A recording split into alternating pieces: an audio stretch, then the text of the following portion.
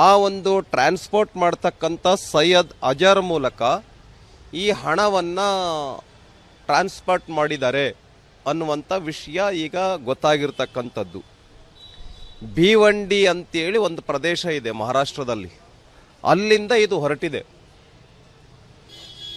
ಅರ್ಜಿತ್ ಅನ್ನುವಂಥವನು ದುಬೈನಲ್ಲಿ drug supplier ಈಗ arrest ಆಗಿದ್ದಾನೆ.